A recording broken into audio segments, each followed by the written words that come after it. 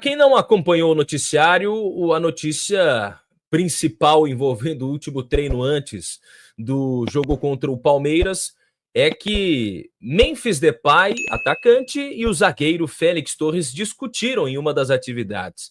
Eles se desentenderam ali depois de uma disputa de bola, ainda no começo do treino, quando a comissão técnica do Dorival Júnior comandava um trabalho de titulares contra reservas.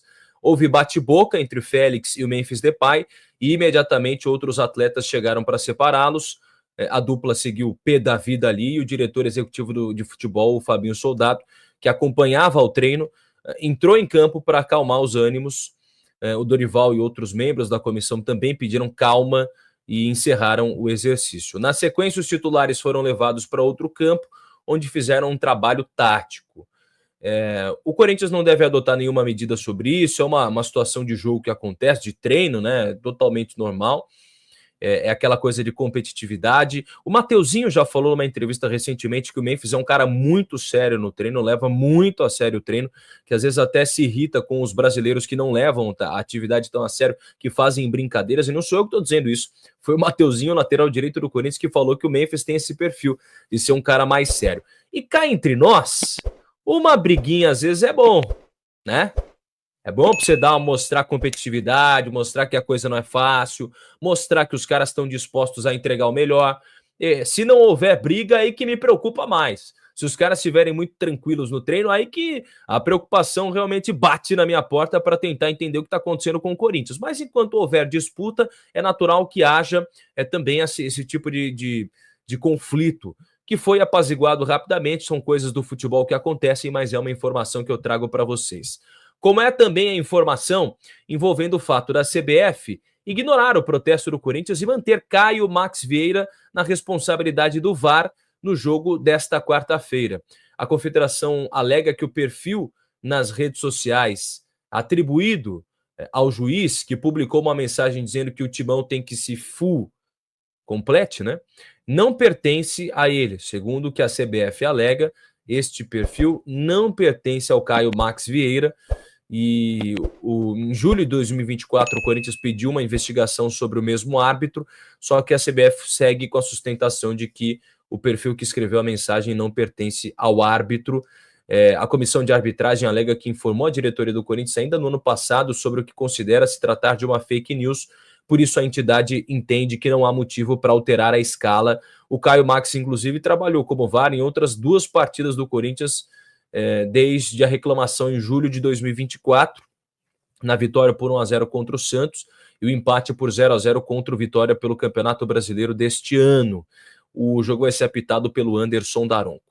E aí, uma informação de bastidores ali, políticos e tudo mais, essa treta política e, claro, também tudo que acontece envolvendo o corporativo de André Sanches e do William Monteiro Alves, né, os cartões corporativos. O público está na fase de organizar as datas dos depoimentos, tá? Sobre os cartões corporativos. A ideia do MP é que sejam ouvidas pessoas que estiveram nas gestões passadas e as que estão no clube atualmente. Denilson Grilo, motorista de Duílio, deve prestar depoimento nas próximas semanas, depois que os dados telefônicos forem obtidos pelo Ministério Público, que também quer ouvir Romeu Tuma Júnior.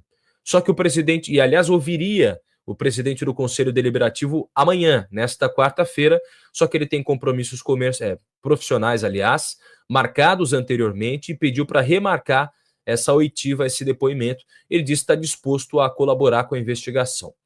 Já o gerente financeiro Roberto Gavioli, à época e atualmente, também deve ser ouvido. Além dele, inclusive, o detalhe é que esse depoimento seria nesta semana, mas segundo algumas fontes do Ministério Público, o caso ainda não foi levado para frente, esse depoimento não foi levado para frente porque ele pediu que o Ministério Público falasse com os advogados dele. Além do Gavioli, o Armando Mendonça e o Osmar Stabile, vice e atual presidente, também devem falar como testemunhas. Os depoimentos devem ser feitos de forma virtual, sem a necessidade de sigilo. É importante lembrar que o Duílio e o Andrés devem prestar depoimento mais para frente, com o desenrolar das investigações, com o desenrolar deste tema. É claro que aqui o canal do Pedro Ramiro tem um compromisso de checar tudo que está acontecendo, ainda mais pelo fato de muito em breve termos uma votação. No dia 9, já mais conhecido como sábado, há uma votação para definir o futuro da presidência do Corinthians. Uma votação muito importante que depende dos associados do clube. E aí, só para você ter uma ideia, só para você ter uma noção, a Fiel Macabra, que é uma das organizadas, já se manifestou pedindo que os sócios votem pelo impeachment de Augusto Melo no sábado. Essa semana deve ser de pronunciamento das organizadas sobre o tema.